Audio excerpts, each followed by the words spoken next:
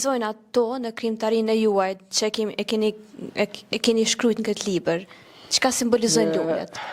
Këtë libër, kër kam shkrujtur, para prakisht jam frymëzuar nga një zhanrë i veçantë i poezisë japoneze, që quhen Gogyoshi. Japonezët janë të dhanun së tepërmi ndaj artit.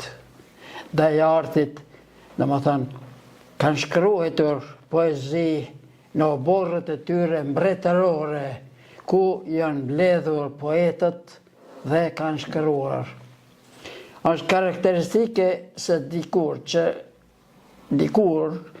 në vitet e 900-ta, apo nda edhe më herët, ato kanë shkruar një lloj poezie shumë të shkurtur, me 3 vargje që quhen poezi haiku japoneze, të cilat kanë një rregull, gjithmonë shkruhen me rrokje të caktuara, 5, 7, 5 rrokje, edhe nuk bën më tepër.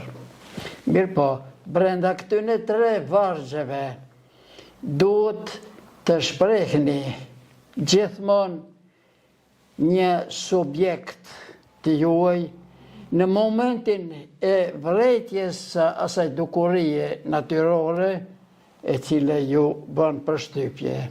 Dhe këte duhet ta thuni nëse.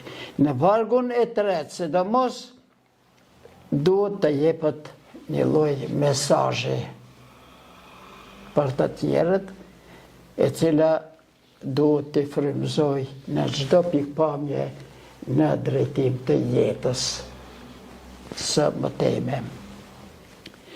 Tani kalojmë në llojin e dytë të poezive japoneze që quhen tanka. Tankat janë poezi me 5 vargje. Pak më e gjerë. Shumë e gjerë, po. Pak më e gjerë. Po ku keni mundësi të shkruani pak më në 2 fjali, edhe më tepër se sa në haikut. Edhe tankat kanë rregullat e tyre.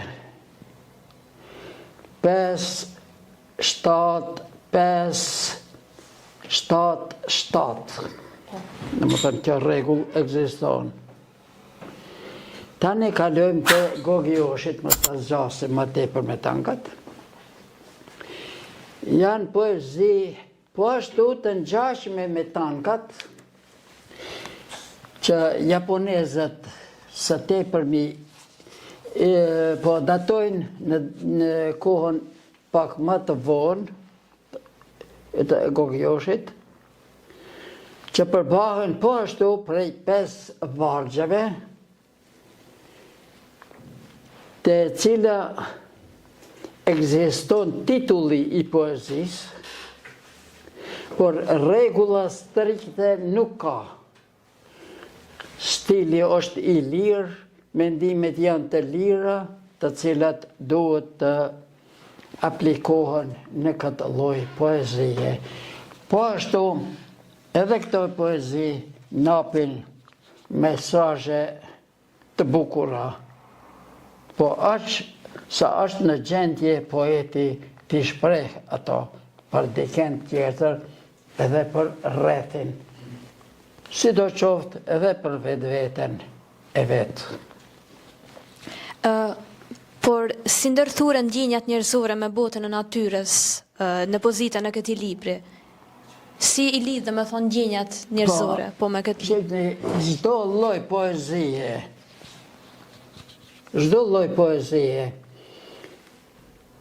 qoftë ato klasike, qoftë këto japoneze, qoftë poezit moderne, qoftë postmoderne, gjitha llojet e poezie, ato bazohen në natyrë, në mbresat e natyrës që bëjnë poetin të shkruaj një fjalë të bukur, një fjalë të mirë, një fjalë me mesazh në përgjithësi që të bëhet, të jepet një bukuri e natyrës së përgjithshme. Prandaj, edhe këtu, çdo gjë lidhet me bukurit e natyrës, që natyra na i ka palë, ne si prezentuesit e kësaj bote. Por me mendje të hollë e vetmja qenjë njerëzore që e ka mendsinë. Prandaj, edhe këtë poezi tek njerëzit lejnë një përshtypje të bukur, të bukurisë, të esencës në përgjithësi.